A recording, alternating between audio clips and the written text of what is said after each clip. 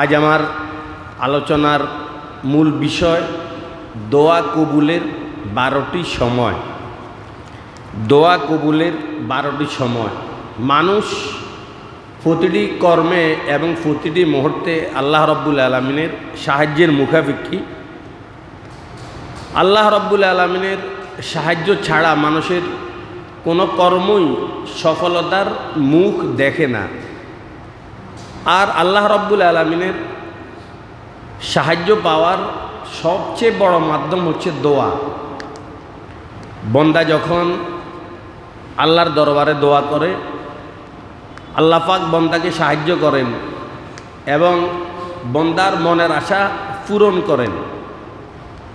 একটা কথা মনে রাখবেন, রিজিক যদি হালাল হয় আর একাগ্রতার সাথে দোয়া করা হয়, দোয়া করার পর ফলাফল তাড়াতাড়ি পাওয়ার জন্য যদি তাড়াহুড়া না করা হয়, আল্লাহ রাব্বুল আলামিন অবশ্যই ওই বান্দার দোয়া কবুল করবেনই। এই মর্মে কোরআনে কারিমে প্রতিশ্রুতি দেওয়া আছে। দোয়া করবেন, তবে তার ফলাফল লাভের জন্য তাড়াহুড়া করা যাবে না। আমাদের মানুষের একটা স্বভাব, আমরা তাড়াতাড়ি চাই, যে কোনো জিনিস তাড়াতাড়ি চাই। দেরি যেন কোনো কাজে আমাদের অসহ্য। সব কিছুই আমরা তাড়াতাড়ি চাই। গাড়িতে উঠলেই মনের তামান্না যে ড্রাইভার গাড়ি ছেড়ে দেখ। মসজিদে আসলে মনের তামান্না যে ইমাম সাহেব নামাজ পড়িয়ে দিন। দোকানে গেলে মনের তামান্না যে দোকানদার ভাই তাড়াতাড়ি আমার মাল আমাকে বুঝিয়ে দিক, মেপে দিক। এ ধরনের তাড়াতাড়ির মেজাজ আমাদের অধিকাংশ মানুষের ভিতরেই রয়েছে।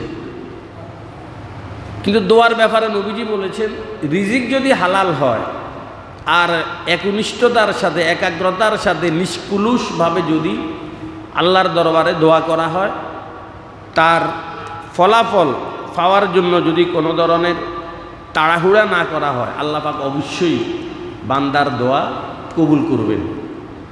আল্লাহর কাছে টাকা চায়, আল্লাহ টাকা দেন। এখনও মুনাজাত শেষ করে না, পকেট টিভি দেখে যে টাকা আসছে কিনা। মাত্র দোয়া করলি টাকার জন্য, এখনও পকেট টিভি আরম্ভ করলি যে টাকা ঢুকছে কিনা।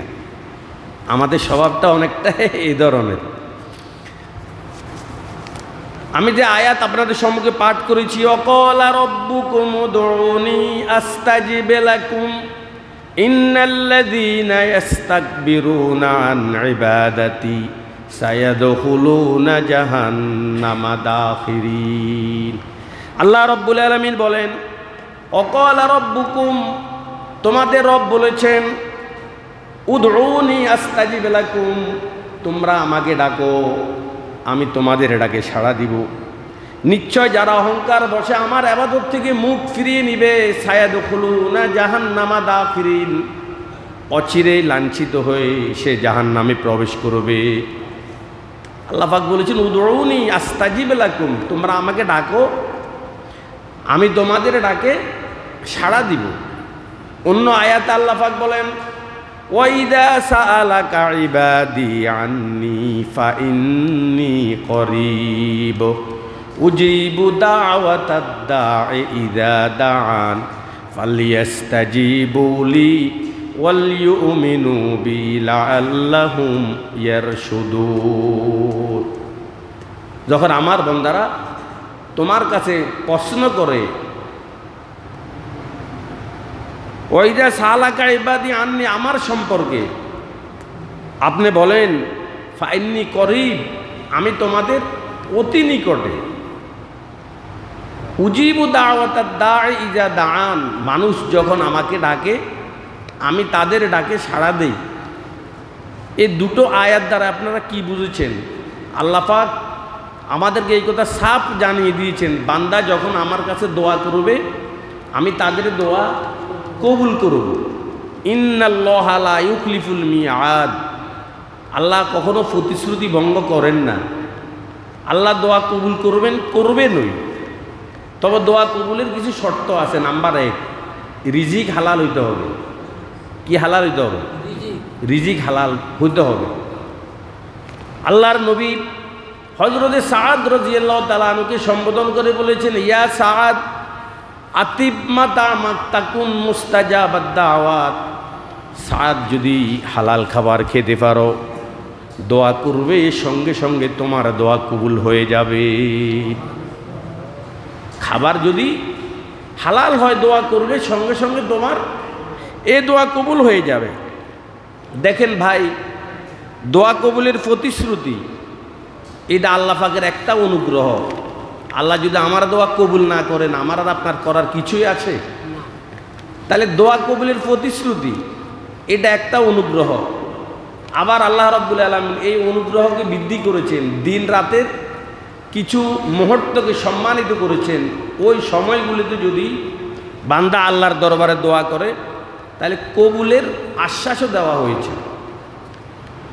দিন রাতের কিছু নির্দিষ্ট সময় আছে, ওই সময়গুলিতে যখন বান্দা আল্লাহকে ডাকবে, আল্লাহ পাক বান্দার ডাকে সাড়া দিবেন বলেই প্রতিশ্রুতি দেওয়া আছে, আশ্বাস দেওয়া আছে। নাম্বার 1, ফরজ নামাজের শেষে,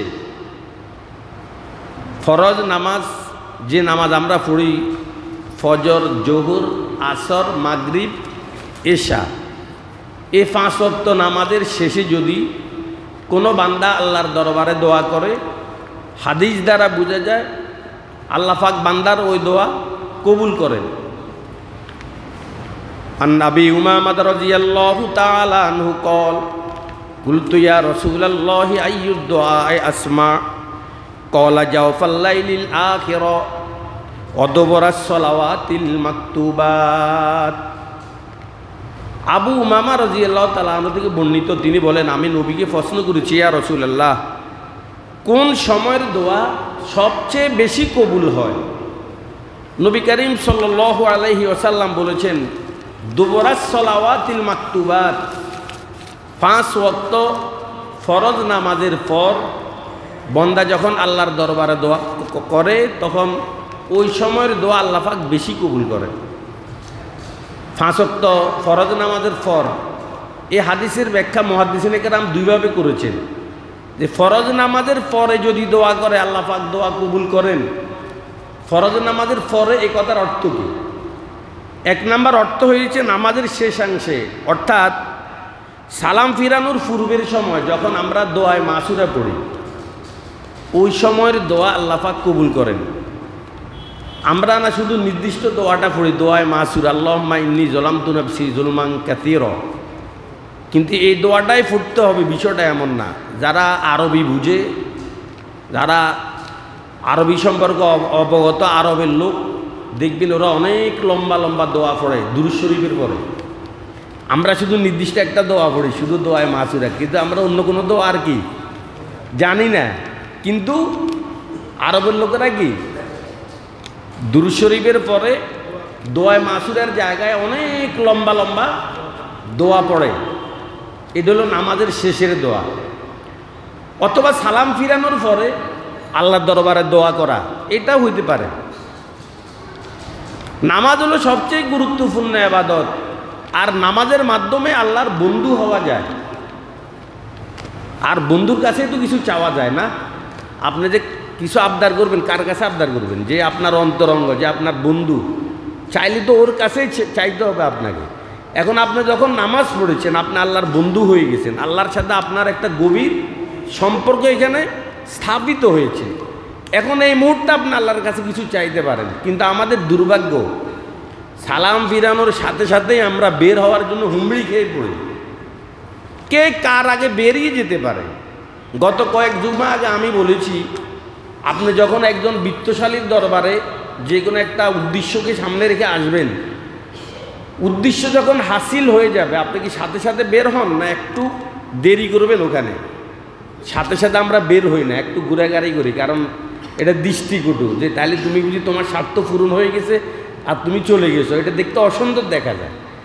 তো রাজাদিরাজ, বাদশার বাদশা আল্লাহর দরবারে আমরা আসছি নামাজ পড়ার জন্য, আমাদের উদ্দেশ্য শেষ, আমরা চলে গেলাম, এটা দেখতে কেমন দেখা যায়?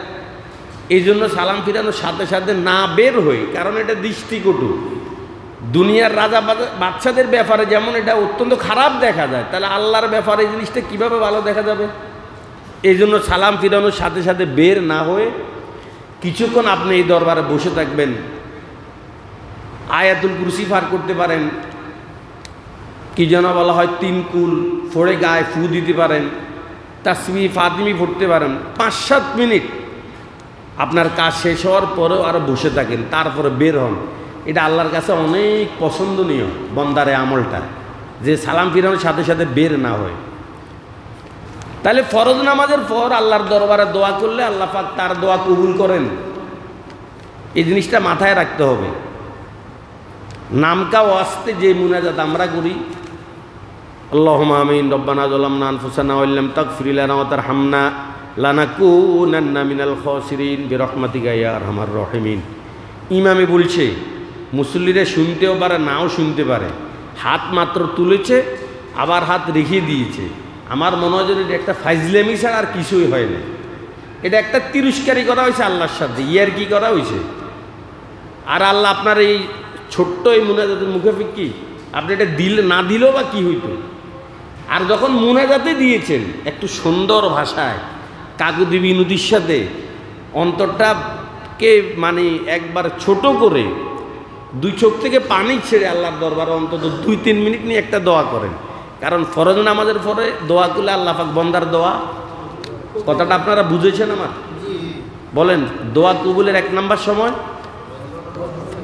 ফজর না, ফরজ নামাজের পর। বলেন কি বলেছি? দোয়া কবুলের 1 নাম্বার সময় ফরজ নামাজের পরে। এই জন্য চেষ্টা করবেন নামকা ওয়াস্তে এই মুনাজাতটা না দিয়ে বাস্তবেই মুনাজাতটাকে একটু দীর্ঘ করা দরকার। আল্লাহ। দ্বিতীয় নাম্বার, রাতের শেষ প্রহরে, রাতের 2/3 যখন অতিবাহিত হবে, রাতের শেষ প্রহরে আল্লাহর দরবারে দোয়া করলে আল্লাহ পাক বন্দার দোয়া কবুল করেন। জাওফাল লাইলিল আখির, তিরমিজি এবং নাসাই শরীফের হাদিস, জাওফাল লাইলিল আখির, রাতের শেষ প্রহরে। কারণ রাতের শেষ প্রহরে আল্লাহ রব্বুল আলামিনের রহমত এবং মাগফিরাতের দুয়ার খুলে যায়, আল্লাহর দান এবং দয়ার সাগরে ঢেউ এসে যায়, জোয়ার এসে যায়। শেষ রাত্রে আল্লাহ পাক বন্দার প্রতি বিশেষ দৃষ্টি দান করেন, বন্দার দোয়া কবুল করেন। শেষ রাত্রে আল্লাহ পাক পৃথিবীর আকাশে নেমে বন্দাকে আহ্বান করতে থাকেন, আলা মিন মুস্তাগফিরিন ফাগফির আলা, আলা মিন মুস্তারজিকিন ফারজুক, আলা মিন মুবতালান ফাউআফিয়, আলা হাকাজা হাত্তা ইয়াতলু আল ফাজর। আছো কেউ রিজিকের অভাবে, অভাবগ্রস্ত, আসো আমার কাছে চাও। আছো কোনো গুনাহগার, আসো আমার কাছে গুনাহ মাপ চাও। বা কেউ কোনো ধরনের বিপদে আক্রান্ত কিনা আমার কাছে আসো।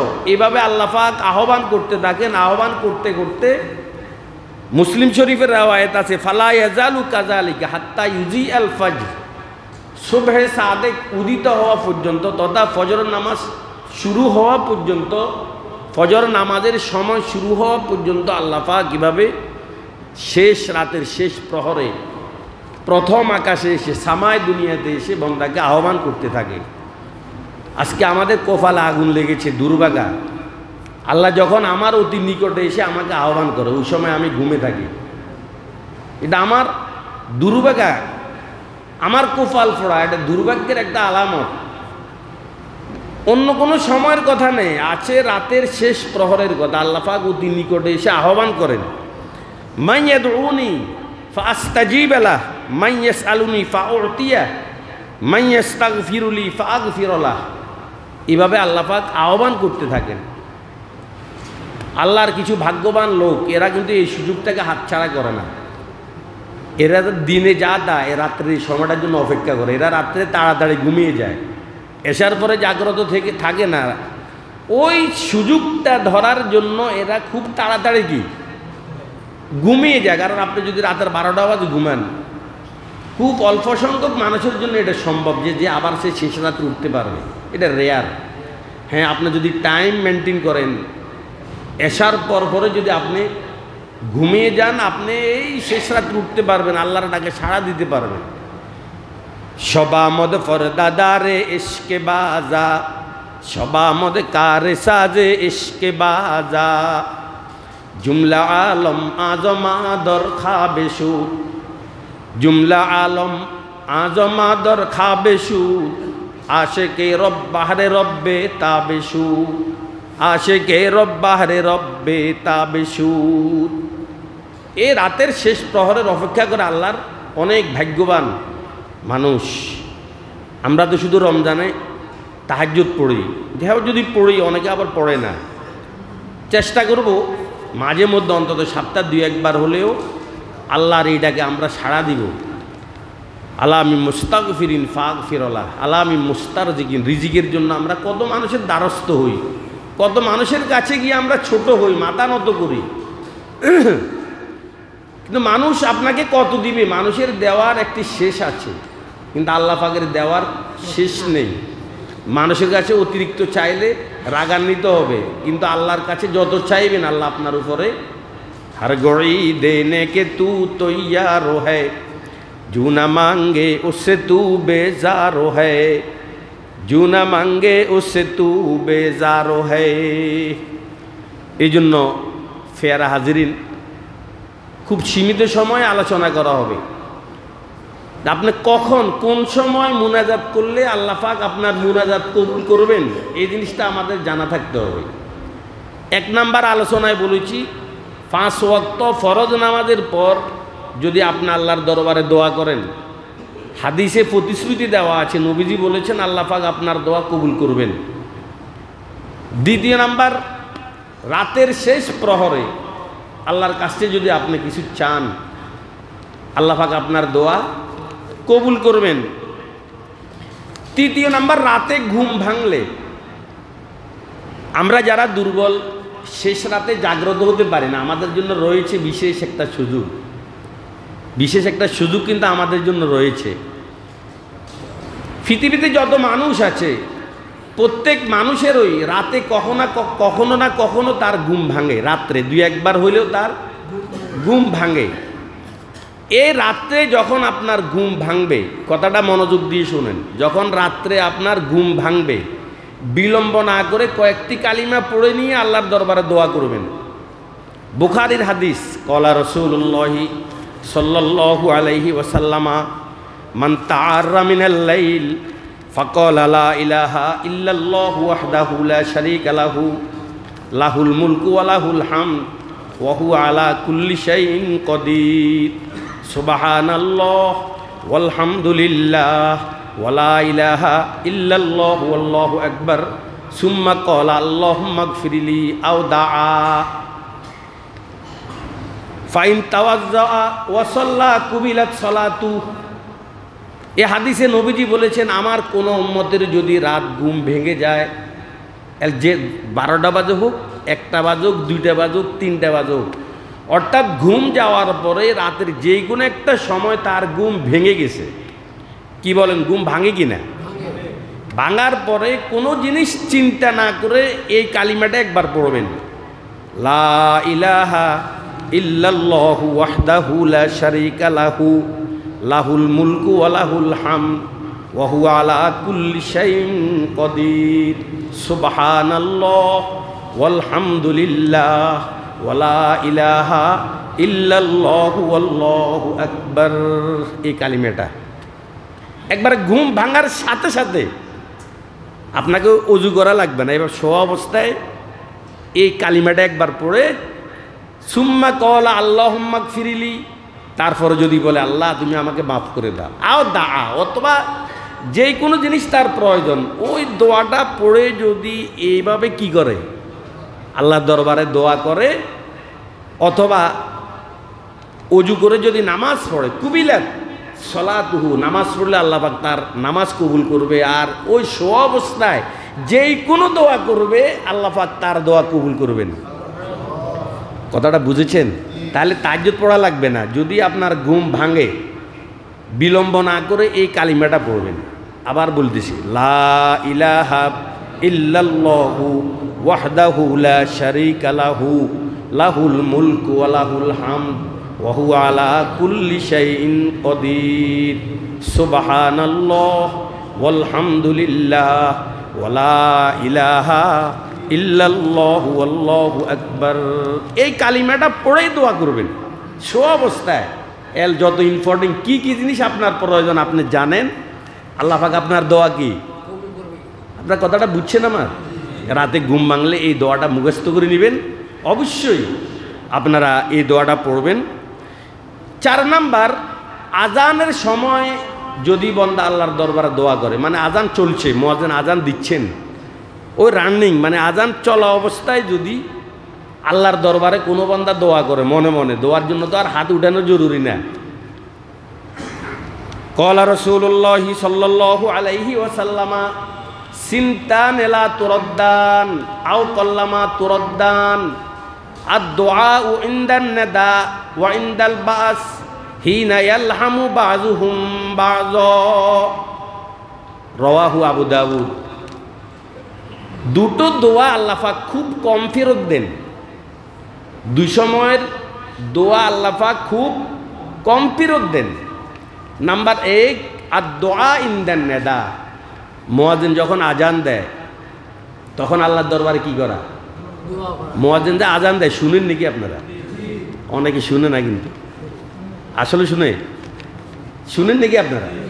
হ্যাঁ, আজানকে মনোযোগ দিয়ে শুনবেন। শুনে না এই জন্য বলছি, উনি বিভিন্ন কাজে ব্যস্ত, দোকান হয়তো টেলিভিশন চলছে, হ্যাঁ ওই ধরনের কাজ উনি ব্যস্ত না। এটা কিন্তু শেয়ার ইসলাম, এটাকে সম্মান করবেন। নামাজ পড়েন না পড়েন, কিন্তু আজান চলছে, এটাকে সম্মান করবেন। জোবাইদা খাতুনের কথা বলেছি না কয়েক জুমা আগে, এত বড় নেকের কাজ করেছে, তথাপি আল্লাহ পাক উনাকে মাফ করে দিয়েছেন একটা মাত্র আমলের কারণে, যে আজান শুনেই উনার মাথার উপরে কাপড় টেনে দিয়েছে। এই আমলের কারণ আল্লাহ পাক জোবাইদা খাতুনকে মাফ করে দিয়েছে। আজানকে সম্মান করবেন। তাহলে আজান শুনেন তো না? একটা লোক ইমানদার না বেঈমান এটা বোঝা যাবে আজানের আওয়াজ শুনে, আজান চলাকালে, মানে আজান শোনার সাথে সাথে, তার কানে আওয়াজ আসার সাথে সাথে যদি দেখবেন তার অবস্থার ভিতরে এক ধরনের পরিবর্তন এসে গেছে, একটা হাই হুতাশ, বেকরারি, অস্থিরতা, আজান শুনছে না, এখন আমার আর অন্য কোনো কাজ করা যাবে না। মুয়াজ্জিনের মাধ্যমে আল্লাহ পাক ঘোষণা দিয়েছেন, আমি আল্লাহ বড়, আল্লাহু আকবার, আল্লাহু আকবার। এটা প্রথমে 4 বার বলে, পরে 6 বার, মানে আমি আল্লাহ কি কথা বলেন, আমি আল্লাহ। এটা আল্লাহ শিখিয়ে দিয়েছি যে মুয়াজ্জিন তুই ব্যাকেরে শুনে দে, আমি আল্লাহ বড়, তোর ব্যবসা বড় না, কিছুই বড় না। একটা লোক ইমানদার কিনা এটা বুঝার একবারে একটা আলামত বলে দিলাম আপনাদেরকে। আজান শোনার পরে আর আগের অবস্থা আর পরের অবস্থা যদি দেখবেন এক, বুঝবেন এই লোক ইমানদার নয়। আর আজান শুনেছে, তার ভিতর অস্থিরতা চলে এসেছে, আমাকে মসজিদে যেতে হবে, এখন আল্লাহ বড়, দুনিয়ার সব কাজকে এখন আমি পেছনে রেখে যেতে হবে, এই ধরনের ভাব যার ভিতরে আছে, বুঝবেন সে একজন ইমানদার। ওয়াইযা তুলিয়াত আলাইহিম আয়াতুহু যাদাতুহুম ঈমানা। ইমানদারের ইমান তো বাড়ে এভাবেই তো, আর আয়াত শুনেছে, আয়াতের উপরে তার বিশ্বাস বেড়েছে, তার ইমান বেড়ে গেছে। এভাবে যত জিনিস, আজান শুনেছে তার ভিতরে অস্থিরতা শুরু হয়ে গেছে, আমাদের ভিতরে আসার জন্য একটা ব্যাকুলতা তার ভিতরে কাজ করছে, তার ইমান বৃদ্ধি হয় এই ধরনের আমলের কারণে। এই জন্য আজান চলাকালে আমরা আল্লাহর দরবারে দোয়া করব, কথাটা বুঝছেন আপনারা? আজান চলাকালে না, আজানের পরে। মুয়াজ্জিন আজান দিচ্ছেন, এমন অবস্থায় মনে মনে আপনি আল্লাহর দরবারে যে কোনো একটা দোয়া করতে থাকেন।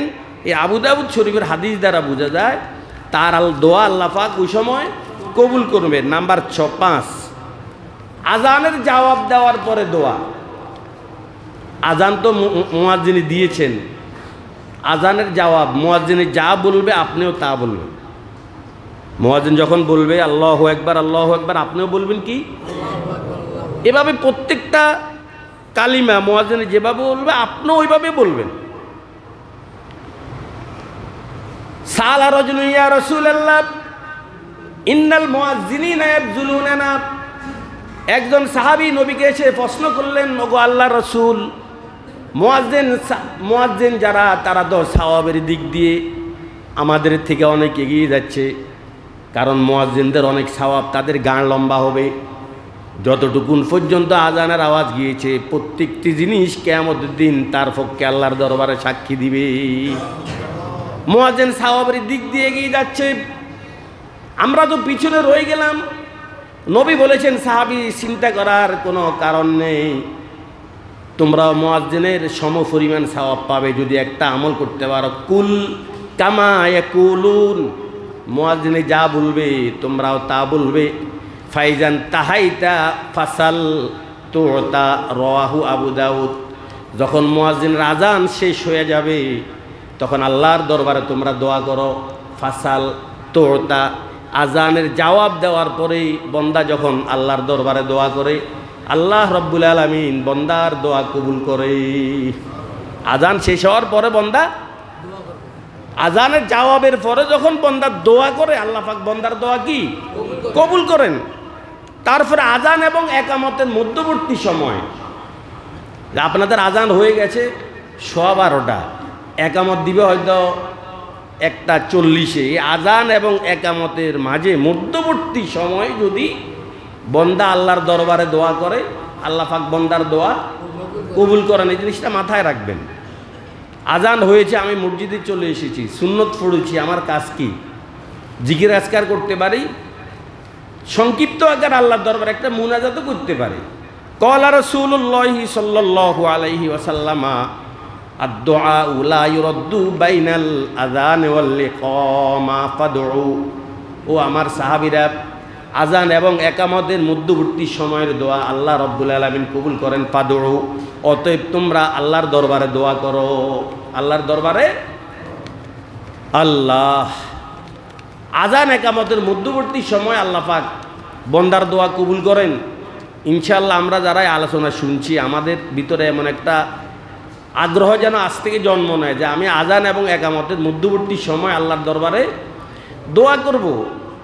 এ ধরনের আবল তাবল কথা মসজিদে না বলে আমার আমল নামা কেন নষ্ট করছি আমি? দোয়া করেন। আমাদের কওমি মাদ্রাসার সিলেবাসভুক্ত একটা কিতাব তালিমুল ইসলাম, এটা একবারে ক্লাস 1-এ পড়ানো হয় কওমি মাদ্রাসাতে। তালিমুল ইসলাম, ওই তালিমুল ইসলামে একটা প্রশ্ন আছে কিতাবে। কি প্রশ্ন? যে মসজিদ মে যাকর ক্যা করনা চাহিয়ে। যারা উর্দু বুঝেন তো বুঝবেন, মসজিদ মে যাকর ক্যা করনা চাহিয়ে, মসজিদে গিয়ে কি করা উচিত। তো ওখানে লেখা আছে মসজিদ মে যাকর নামাজ পড়ে, 1 নাম্বার। क्या पढ़े? मस्जिद में जाकर क्या पढ़े? नमाज पढ़े। नंबर 2 कुरान पढ़े, कुरान पढ़े। नंबर 3 और कोई वजीफा पढ़े अथवा अन्य कोनो तस्बीह দোয়া টোয়া, নামাজ না হয় কোরআন না হয় ওজিফা, বিনোদনের জিকির আজকার, ইয়া আদব সে চুপকা বইটা রাহে, অথবা একবারে চুপচাপ বুক বন্ধ ভদ্রতার সাথে এখানে বৈঠা রাহে, একবার ভদ্রতার সাথে বসে থাকবেন, চুপচাপ, কোনো কথা নাই, আল্লাহ আদবের সাথে। আমাদের চেয়ারে বসে ফাঁদনোটা এইভাবে নাড়াই দিছি। আমার থেকে বুড়ো বয়সের অনেকে এখানে আছে। দুনিয়ার সকল কাজ আমি করতে পারি, কিন্তু মসজিদে আসলে চেয়ার বাদে আমি নামাজ পড়তে পারি না। কোনো আলেমকে জিজ্ঞাসা করে নিয়েছেন কখনো যে হুজুর কখন চেয়ারে বসে নামাজ পড়তে হবে? শরীয়তে এই বিষয়টার জন্য কখন অনুমতি দিয়েছে? কোন সময়, কোন সীমানায় পৌঁছলে আমি চেয়ারে বসে নামাজ পড়তে পারবো? একজন আলেমের শরণাপন্নতা আজ পর্যন্ত হলেন না। আপনারা এখানে আমাকে দেখেন নাই, আমার একটা পা পুরা প্লাস্টার করা ছিল, একবারে বৃদ্ধা আঙুল থেকে বাম পায়ের হাঁটু পর্যন্ত। তা আমি তো এখানে চেয়ার বসে নামাজ পড়িনি, এখনও পড়ি না, ফা মিলতে পারি, কারণ মাসালা আমার জানা আছে।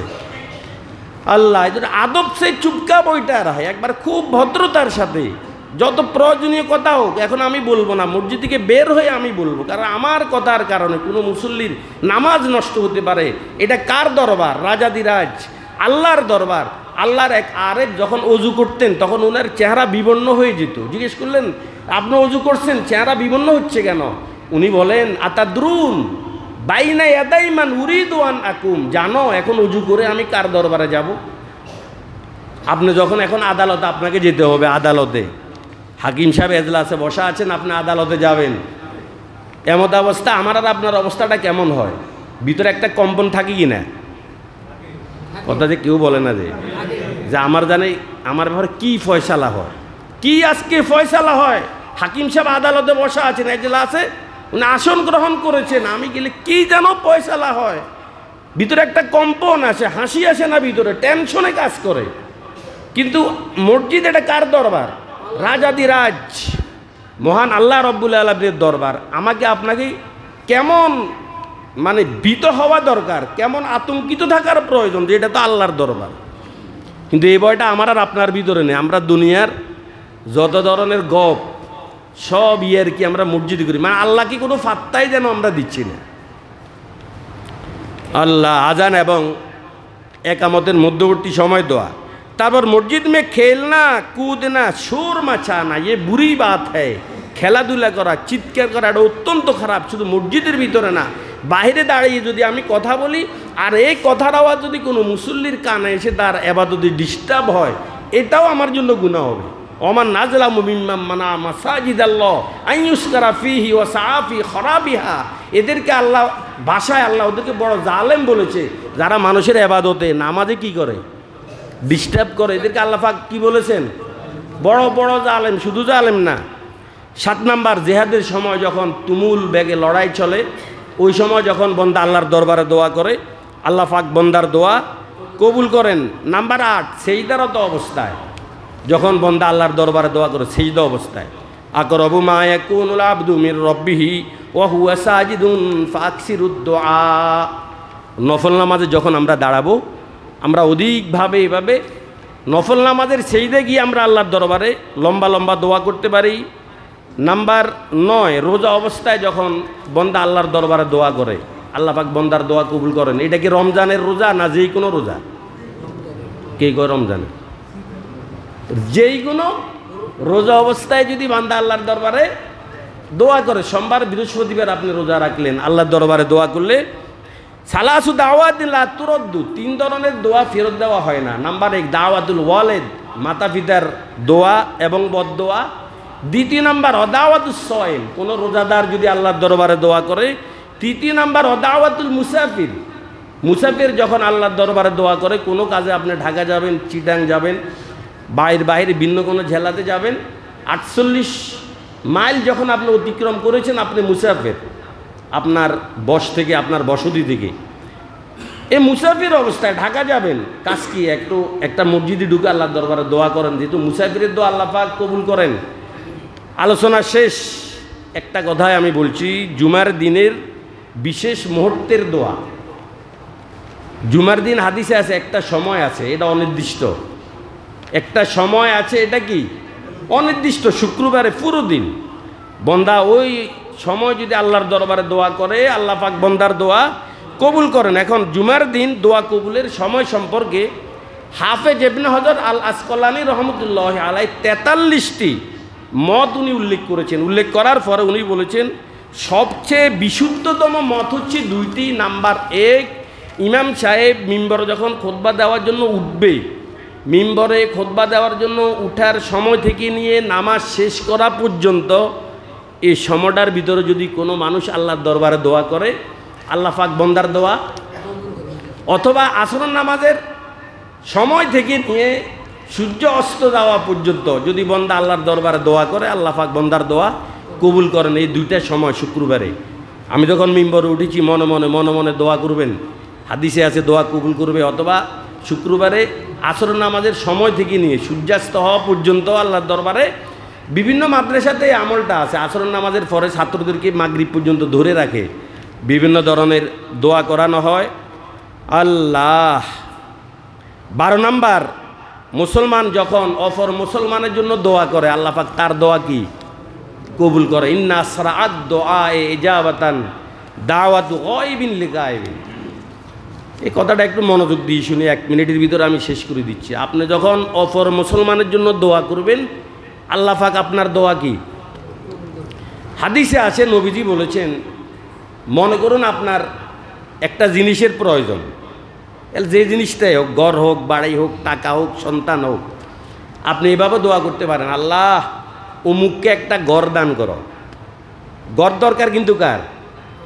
দরকার আপনার। আপনি দোয়াটা করেছেন অন্যের জন্য, টাকার প্রয়োজন আপনার, কিন্তু আপনি দোয়া করেছেন আল্লাহ অমুককে তুমি কি করো, টাকা দান করো। এইভাবে যদি দোয়া করে, ফেরেশতা একটা নিযুক্ত থাকে, ফেরেশতা বলে আল্লাহ এই লোকের দোয়া কবুল করো এবং তার জন্য কবুল করো। আপনি যার জন্য দোয়া করেছেন এর জন্য কবুল হবে। আর ফেরেশতা কি কইব, আল্লাহ এ তো ওর জন্য দোয়া করতেছে, আল্লাহ তুমি হেরেও দাও, ওলাকা বিমিসলিন। ফেরেশতারা বলে আল্লাহ একেও কি অনুরূপ তুমি দান করো। এই জন্য আরেকজনের জন্য বেশি বেশি দোয়া করবেন।